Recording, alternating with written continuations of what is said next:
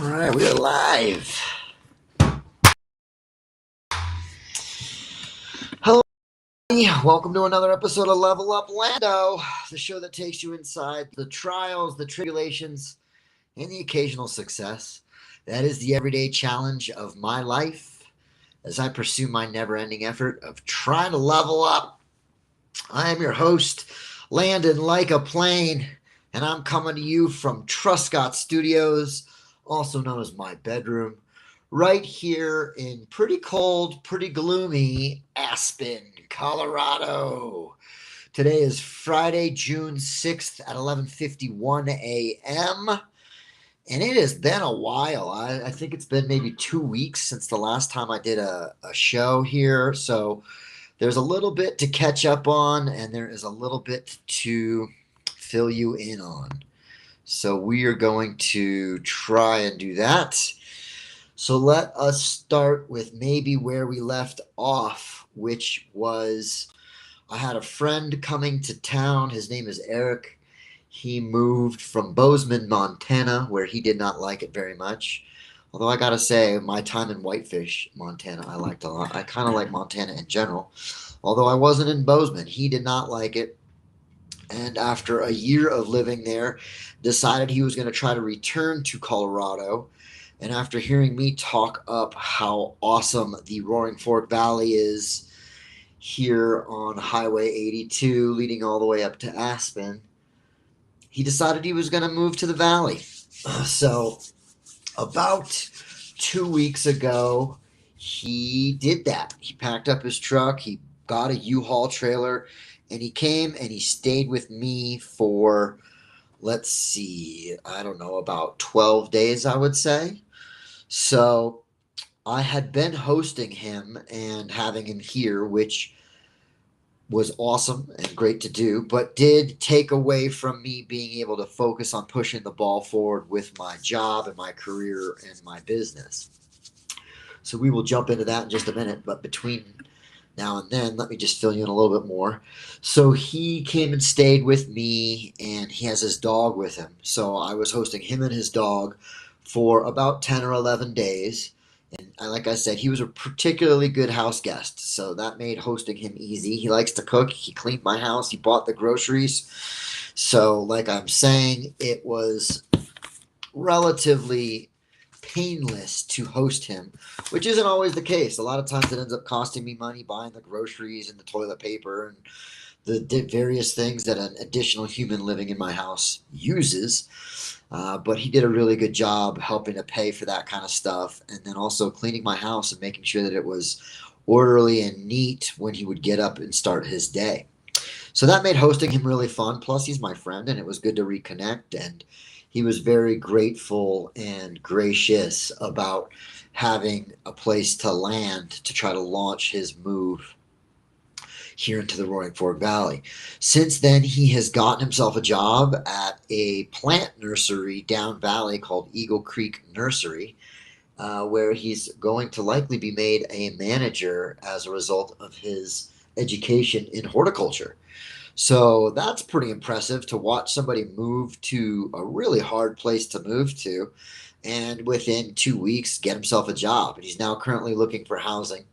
We set him up out at a campsite near Pearls Pass, where I actually had spent a summer, an entire 3 months, living in the woods when I was homeless, trying to save up money to attend my best friend Jamie's wedding in LA. I also needed to put together first and last month's rent plus a security deposit by the time that we got to October, when it was too cold to be sleeping outside. And that's exactly what I did. I lived in the woods from, May to basically September. And by the time that we hit October, I was able to move into Burlingame and get some temporary housing. And I had my first and last month's rent plus a security deposit. So I'm very familiar with the area, and I knew that it would be a good place for him to set up camp. You're allowed to set up camp there for 2 weeks before you have to break it down. So I was going to let him use my pop-up camper, but he was pretty insistent that he would rather camp in a tent. So I don't know why. I think that was sort of a silly decision on his part, but I'm not one to twist someone's arm. If you don't want to live in the pop-up camper, you don't have to. So he's out there currently in a tent. And the downside to that situation is cold and gloomy this summer. June gloom is in full effect. May gray was here to stay.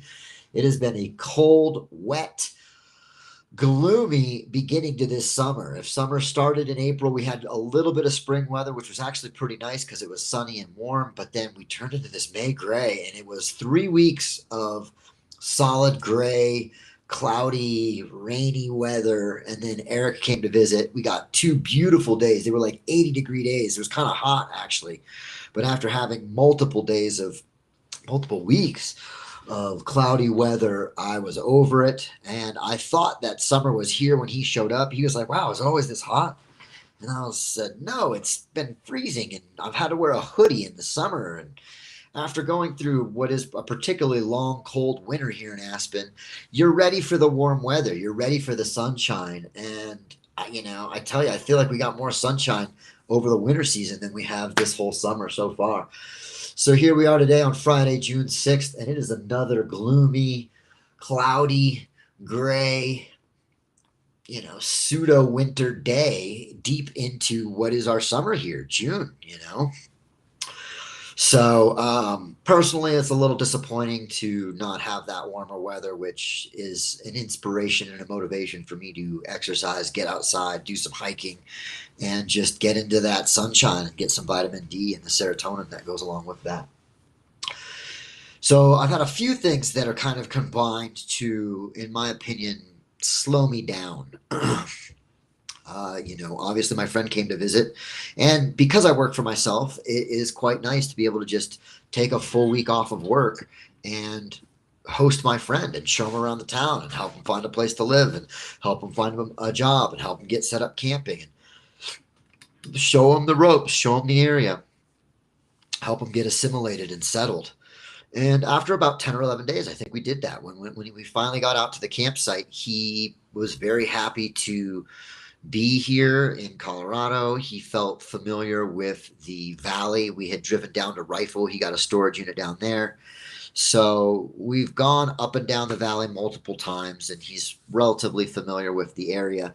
And every time I would show him another little nook or cranny of the valley, he would be very impressed and kind of wide-eyed and childlike in his excitement about moving to a new location that is equally as good as his previous homes in the past, which is what he sort of holds as the standard.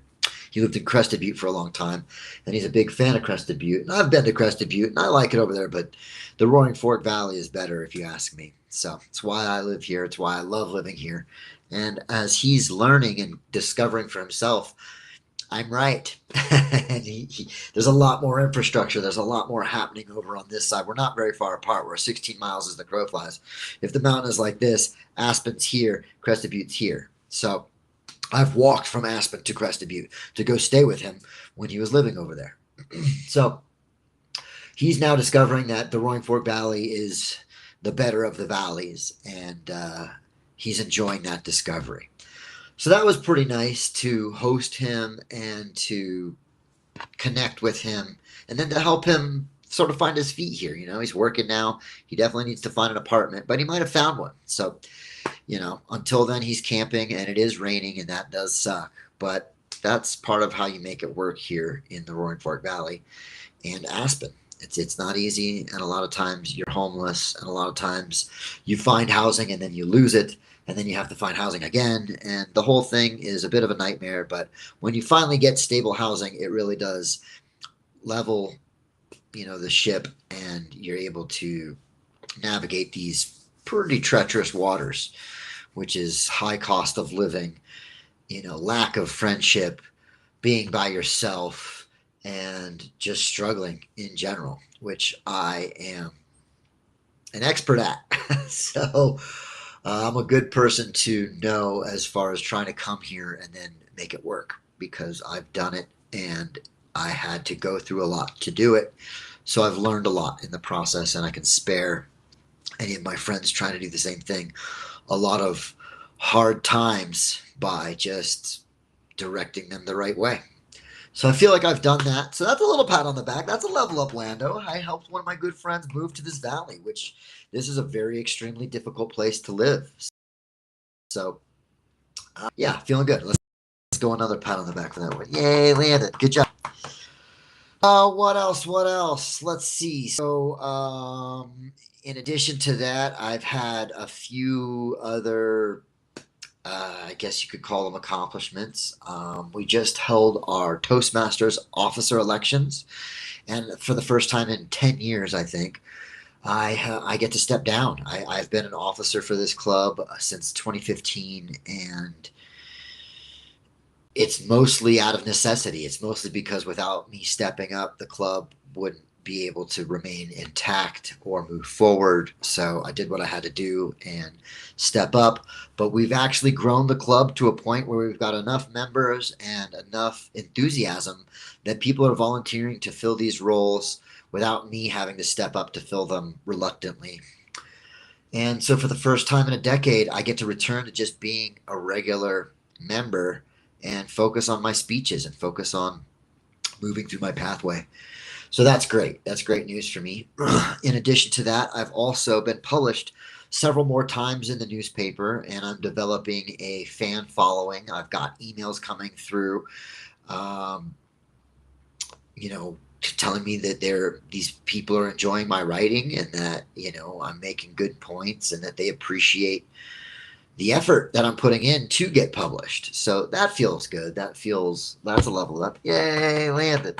Good job getting published in the newspaper, getting established as a writer, making an impact on people I've never ever met, which is a new phenomena for me and something that I'm considering as I go forward in my writing, because I don't really think about the audience when I write. I write mostly just for me.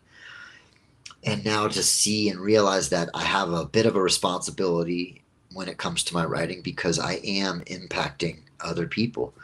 And I'm doing it without actually meeting them, so they have no idea who I am. So it's interesting to create this public persona here where people know me, but I don't know them. And again, that's all very new for me and something that I never considered really before. And as I am considering it, I realize I might have to be a little bit more conscientious about what I'm doing with my writing and not just sort of shoot from the hip, if you will.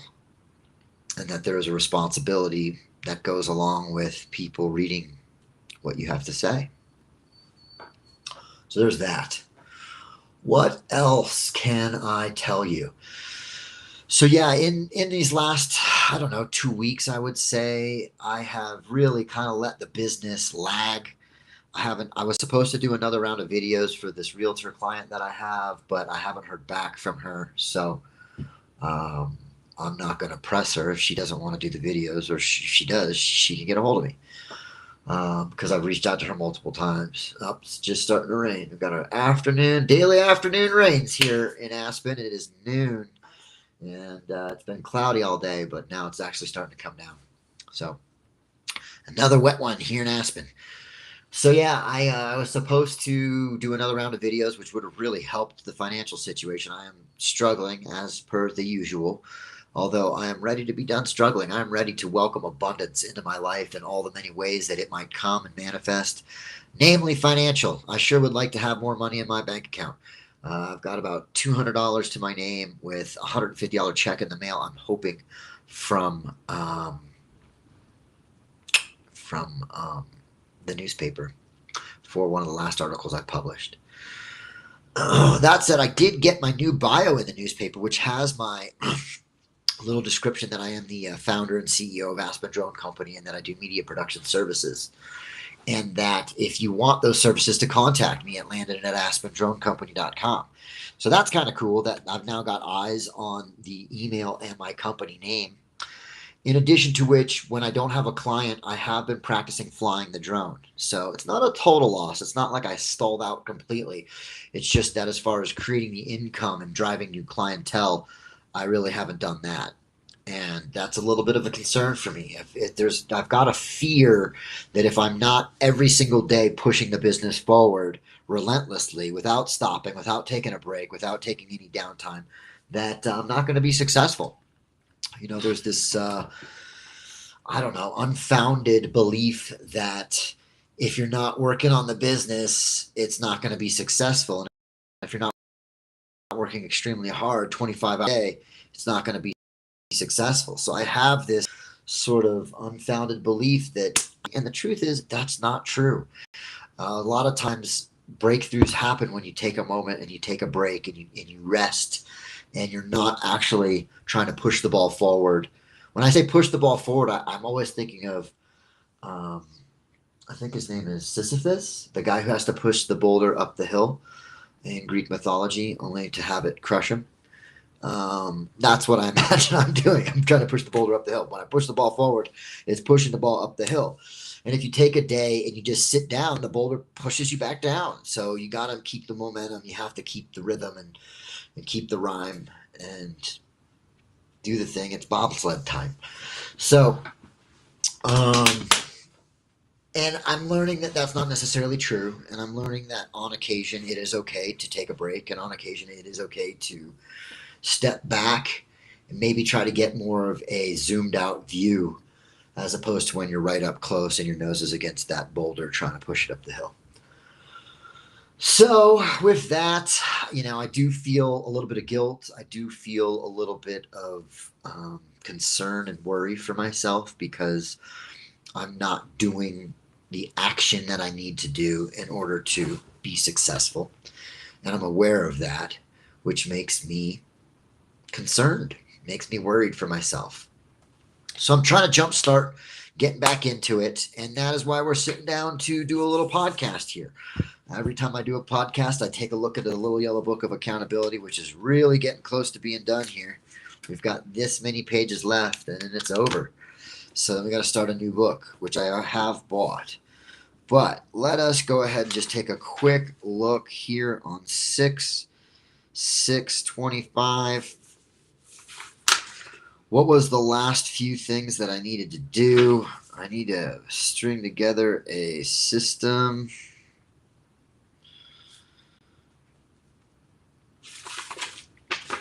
I need a financial plan and a business plan.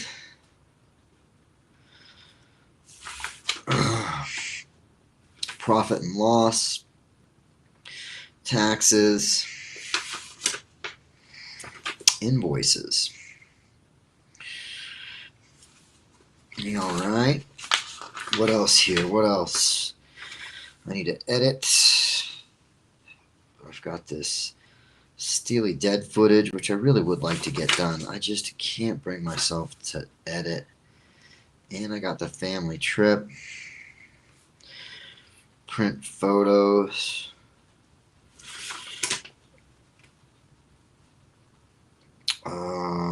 I did my logo with Canva. Yay, I made a new logo. That's great.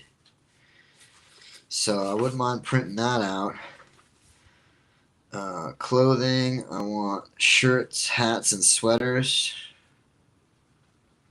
And hoodies.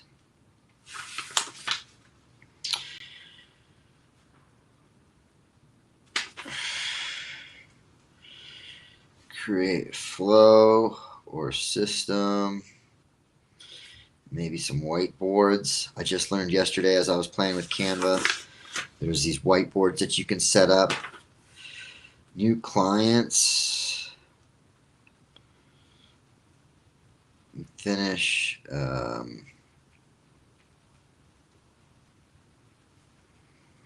got to finish some videos for an old client that has already paid me, and I just need their business logo to finish it. I need to pay for my business license.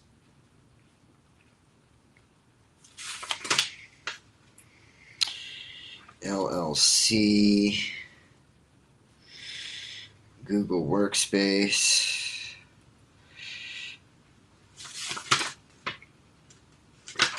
I need to pay for my drone license.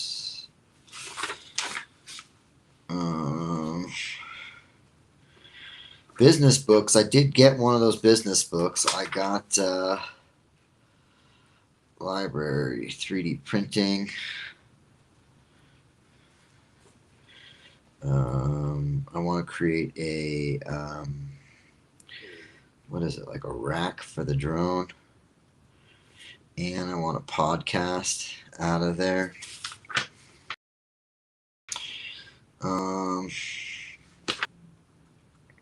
Clients, cameras, memory, mind dump on money, and dream and fear states.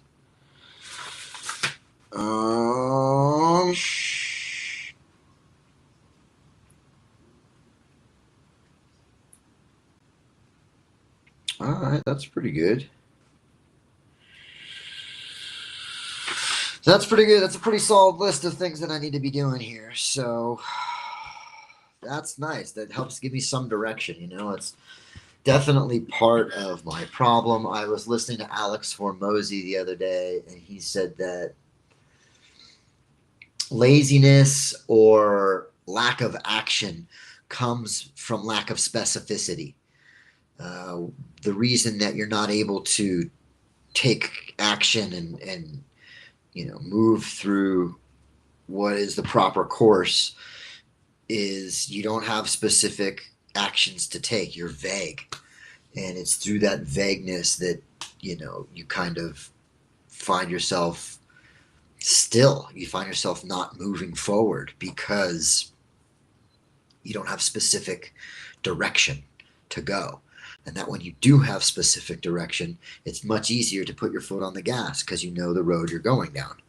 So I'm trying to do that, and I feel like I just did that. I feel like I just right now, this very second, created a whole list of things that I've already had. I already could have taken that action. I already knew. I literally just copied that from the last time, which if today is the 6th, last time I did it was on the 19th. So that's, a good, 11 days to May 30th, and then 6 more. So that's 17 days. So yeah, a little over 2 weeks that I've kind of been in like a standstill. Even though I did a few things. I used AI to create my new logo, which I'm really happy with. I really like my new logo a lot. And beyond that, I did a couple other things like, I don't even know. What did I do? What else did I cross off this list? Created a new logo. And I got a business book from the library. And then I've flown my drone. I've been practicing flying my drone with the CPL filter and the ND filters, which basically take out glare and reduce the aperture, which with the light comes through the camera. So I got to do some accounting. I got to learn about sales. And I'm still trying to figure out what AI editing software I want to use because editing seems to be my biggest bottleneck at the moment. So I am working on trying to figure out how to edit faster and better and easier. And that seems to be a hurdle. So I'm working on all that. Coming up this week, today's Friday. On Tuesday, starting this week, I have a job working for an architecture firm helping to build the Ideas Festival, which I'm really counting on. I wasn't going to take the job. It's manual labor. It's not drone work. It's manual labor, but it's $100 an hour for 10 hours a day. So that's $1,000 a day, and there's 11 days in a row of doing this. So that will be 11 grand. That right now I've got $200 to my name. I have June's rent paid, so thank God for that. That's why I only have $200 to my name. But 11 grand will be a huge swing to go from 200 to 11 grand. That'll allow me to maybe buy a second drone. That'll allow me to pay for my business license and renew my drone pilot license. I might set up an LLC. I might not. But all of that is coming with this little injection of not a little bit of money. That's a lot of money. To go from $200 to 11 grand is a huge swing. So I am looking forward to getting to the end of that. It's the 6th. That will finish on the 21st. 22nd is Food and Wine, which I'm really hoping I can finagle a pass to. And then the 23rd starts the Aspen Ideas Festival, which the newspaper has asked me to cover as my style of column writing. And I was going to say reporter, but I'm more of a columnist. So I will be able to get access to the Ideas Festival for the first time. I've worked over at the Aspen Meadows in an attempt to be able to attend, but I only got to go one day because I was working the most of it. But I've been before. It was pretty cool. It's a lot of pomp and circumstance, and then a lot of hypocrisy on top of that. But there's also a lot of really great minds that come to share their ideas, and I'm a professional speaker, so I'm looking at it from a speaking point of view. So it's cool to watch people like work the stage and their cadence and the impact that they have on their audience. So I am looking forward to going to that, more for the speakers that will be speaking and less for the ideas that they'll be sharing, because there's some heavy hitters they're bringing through. So there's that. And the writing is going well. I got to say that in lieu of working for the drone thing, I have this second stream of income that is writing. And I have done that. I completed 4 stories for the newspaper, which they printed one, and they printed it out of order. It was a 4-part series, and they printed part 3 first. So I don't know if they're going to use the other 3 parts of the series, which is kind of a bummer because I wrote them with the intention of them being published, So I'm going to try and talk with the editor today and hopefully get that figured out and sorted. I might do that right after I get off doing this podcast. But so that kind of catches you up. That kind of brings you up to current. I've got a big week coming up of working, doing this manual labor stuff, building out the Ideas Festival. Then if I'm lucky, I can get into the Food and Wine Festival. Then that leads right into a week worth of Ideas Festival and getting to attend that every day, I hope. And then right after that is Fish. Fish is getting ready to play Boulder Folsom Stadium, where the CU Buffs play in Boulder, and they're doing it over the 4th of July. So yeah, there's going to be a stint of Ideas Festival and writing for the newspaper, and then that goes right into going to see Fish, which is basically down in Denver, Boulder. And then a friend of mine wants me to house sit and dog sit for him the week after. So I might be in Denver for another week after that. So I got to work out the details for that to make sure that I can afford to do all this stuff, because while 11 grand is a lot of money, it goes pretty quickly. So let's take a look at the Daily Stoic. The last time we read from it was May 19th. We're going to jump all the way up to June 6th, where we are now in, it doesn't tell me what month or what the subject is. Problem solving. Never mind, it does. Problem solving. So before we dive into this, I usually like to give you some sort of glimpse into my mental state of mind. The truth is that I am doing pretty good, despite not working and despite not having money. I'm getting a run in every day. I'm taking a moment of gratitude every day. I just hosted my friend. My apartment is particularly clean. I've gone through all my paperwork. This little basket that I have that's filled with paperwork, I've gone through it multiple times. I've organized, and it's quite nice to be pretty close. I would say that my apartment is at 90%. If we were at 85% before, we're at 90% now, maybe 92% of where I'm trying to get it to be complete. And just moving through my space, it feels really good to be organized and cleanly, and to not have to have all this clutter everywhere, which was the main issue. But I addressed most of that before my friend got here, and it's looking good. It's looking really good. So there's still a little more work to be done, don't get me wrong, but in general, I'm feeling upbeat. I'm feeling optimistic.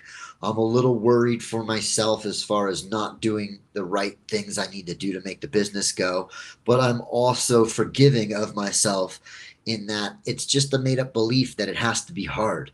It's just a made-up belief that you have to work 25 hours a day to be successful. And I am willing for it to be that it comes natural and with ease, and that I can still find success through taking breaks and not necessarily, you know, grinding the way that I'm used to and the way that I've traditionally accomplished things. I think I have this, misunderstanding that it's just lots of hard work that gets you to where you want to go. And I've recently opened up to the possibility that it's not hard work that gets you to where it's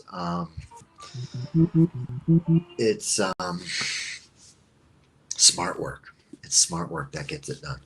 So yeah, that's where we're at. I'm trying to be efficient and intelligent about how I go about working. And I'm trying to network. Oh, I met with a writer. I met with another writer from the Aspen Times who used to write for the Daily News named Lorenzo Simple. And he was a great person to kind of connect with and just real easygoing as far as meeting and networking with him. So that worked. That was really good. So I am doing these things. It just doesn't feel like it's this like uphill battle and struggle, which is what I'm so used to hard work feeling like. Maybe hard work isn't necessarily hard. Maybe you can work hard and have it be a pleasure and enjoy doing the work. And that's I'm leaning more into that than I am. It has to be grueling and unpleasant for you to consider it to be hard work. So that's where I'm at. Feeling pretty good, feeling optimistic, feeling like, you know, I'm at the very least, whether I'm successful in my business or not, I'm feeling successful in my life mainly because I took my time back. Mainly because I have all day, every day to do what I choose to do. And if that's not work on my business, that's okay. That's a conscious choice that I'm making. So there you have it. Let's take a look at what the Daily Stoic. This is 366 Meditations on Wisdom, Perseverance, and the Art of Living by Ryan Holiday and Stephen Hanselman. Thank you, gentlemen. I appreciate you putting this body of work together. It helps me tremendously. I hope it helps my audience. Here we go. June 6th. When to stick and when to quit. Think of those not by fault of inconsistency, but by lack of effort, are too unstable to live as they wish, but only live as they have begun. God damn if that's not me. That is me in a short one sentence. Seneca on Tranquility of the Mind 2.6b. Let's read that one more time. Think of those who not by fault of inconsistency, but by lack of effort, are too unstable to live as they wish, but only live as they have begun. Oh, man, if you want to talk about volatility and instability, that is me. And it's not for lack of consistency, but for lack of effort, which I'm trying to put in. This is me putting in the effort. It's not for lack of effort. I'm trying here, people.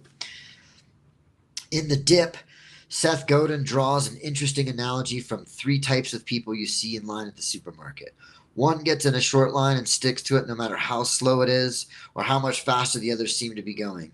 Another changes lines repeatedly based on whatever he thinks might save a few seconds. And a third switches only once when it's clear her line is delayed and there is a clear alternative, and then continues with her day.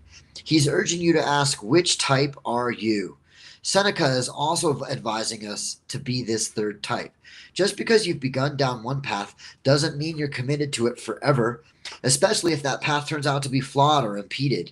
At the same time, this is not an excuse to be flighty or incessantly non-committal. It takes courage to decide to do things differently and to make a change, as well as discipline and awareness to know that the notion of, oh, but this looks even better, is a temptation that cannot be endlessly indulged either. Oh, God, it's so funny how even when I'm not in a bad mental place, so I'm pretty upbeat, I'm pretty optimistic today. This nailed it. So one of the things that I've been hearing Alex Hormozy say is, part of being successful is staying the course. Part of being successful is not chasing the next shiny object, the next delightful idea that you have, which is why I'm a little hesitant to do more than just work on the drone thing. Although I have found that by incorporating the writing as a second revenue stream has been a really great benefit. When I'm not able to work on the drone thing like I haven't over the last week or 2 weeks, I have been doing the writing thing. So I do have a little bit of money coming in from an alternate source of income, and that I'm particularly proud about.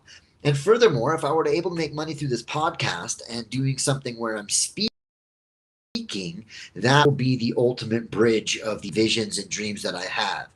Camera, writing, and speaking all interlapping to create something where I can take a photo or a video. I can use that photo or video to generate a story, and then I can speak about the story, all with the intention of coming together and overlapping as three separate and individual sources of income based off of one piece of content, namely the video.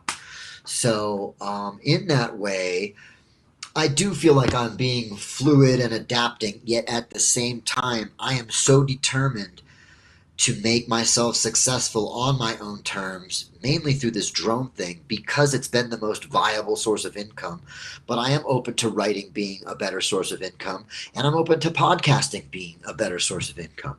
So until they start hitting, though, I've got to go with what's working, and that's the drone thing for right now. That said, it does spread my attention. It does take my focus off of the one main thing, which is making the drone business work. Yet, at the same time, like the lady who got out of line to change line when she realized her line was, impeded and not going to get her where she wanted to go as fast as changing lines, I do feel like I am doing that. I do feel like there's a part of me that's concerned that just by shifting my attention and not being laser focused on the one thing, that I'm going to fail. But at the same time, if this other stream of income is working and I'm making money doing that, namely writing, why wouldn't I? Why wouldn't I? That just, sometimes it makes sense to change the path a little bit. And sometimes if the pathway is blocked, you have to start on a new path altogether.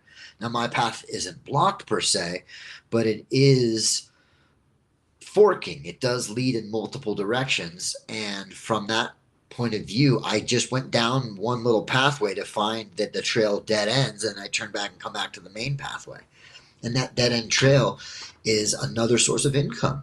It's another stream. It's another way for me to make money using my talents and feeling good. I'm making money on my own terms, and that is amazing. I can't express how good it feels to not work for somebody else, or when I do work for somebody else, it's by choice and not by necessity. And that even though I have to struggle as a result of that choice, the struggle is my choosing, as opposed to when I work for somebody else and it's more of a suffering than a choosing, because I do not choose that suffering and I have to endure the suffering anyway. So I think that's a good place to leave it. I think that's a good place to wrap this episode. If you're out there working for somebody else and you're suffering a suffering you did not choose, that can be brutal. Now, you can do a lot of things with that. The first thing is, I wouldn't suggest necessarily quitting your job, although I would suggest quitting your job. But what I would suggest is reframing your suffering so that it is a choice, so that you are aware you're choosing to go to this job because they pay you money, that lets you pay your rent, that lets you feed yourself, that lets you take care of people who you care about and love. And from that point of view, embracing the suffering becomes your choice, as opposed to how I felt when I worked for other people, which was I was a slave, and that I would much rather be spending my time doing something else, even if it's nothing, even if it's sitting in my apartment because it's too cold and rainy to go outside and do a hike, and just doom scrolling on my phone for 8 hours a day, that is a better form of suffering than going to make a minimal wage working for somebody else, making them rich. So it's up to you. It's all about how you frame it. It's all about your perspective. And so if you are suffering and you're not enjoying the suffering because you're not choosing it, I would encourage you to just choose it. Alternatively, I would from my own personal experience, and I know this isn't for everybody, but if you do feel like you're a slave working for somebody else, and you do feel like you're having your life stolen from you because you have to trade your time for money, which is how I felt, I would encourage you to go work for yourself. I would encourage you to embrace the suffering and the hardship and the lack of money that comes at the beginning of starting your own business, and the hardship. I've been going on this run that I do every day, and at the end of the run I take a moment of gratitude. In my moment of gratitude, I'm thanking the world, I'm thanking the universe for the opportunity to improve myself on this day and the gift of life and the gift of this day. And as I'm thanking the universe for all of the abundance that I do have in my life, part of my gratitude is for my suffering. I am grateful for my suffering. I am grateful for my problems. There are people in the world who have it much worse than you do. There are children in Gaza who are buried under rubble, who are starving to death, screaming for their mama. And that is fortunately not me. That's them, and that's sad, and it's horrible, and I wish it wasn't so, but that is their reality. My reality is that I don't have very much money in my bank account, and that I can't really afford to buy food, and that I'm concerned about paying my rent, and I'm worried about being homeless. But even in the worst of all those circumstances, I'm not a child buried under rubble screaming for their mom who's going to starve to death, which there are more than one of those. So from that perspective, I am so grateful for my suffering. I am so grateful for my problems. I am so grateful for my struggle, and I embrace it. I say thank you. Thank you for my problems. Thank you for my struggle. And ultimately, thank you for my life. Thank you for the gift that is my life. And whatever I have to face, I am grateful to face because I have so much. I am so grateful. And I try to be humble in my gratitude. So I'm going to send you out into the world, hopefully feeling a little bit more invigorated, hopefully with a perspective that is, no matter how bad you have it, somebody does have it worse. And if that's your perspective, you should be grateful for all of the problems and all of the hard times and all of the uphill battles that you have to fight, and to push that boulder up the hill to have it crush you, roll all the way to the bottom, and then have to walk back down and push it up again. Your problems are amazing. You should feel grateful to have them, because there are other people who have much worse problems and much worse life circumstances, that if you were faced with those as your problems, you would be very, very, very grateful to have the problems you currently have returned to you and to be able to swap back. So that's what I got for you. Here's a slightly optimistic, slightly concerned, hopeful, but scared, concerned, worried, landing like a plane, wishing you the best of days, and hoping that you are able to embrace your suffering as I do. That's what I got for you, people. I love you. I'm landing like a plane, and I'm taking off.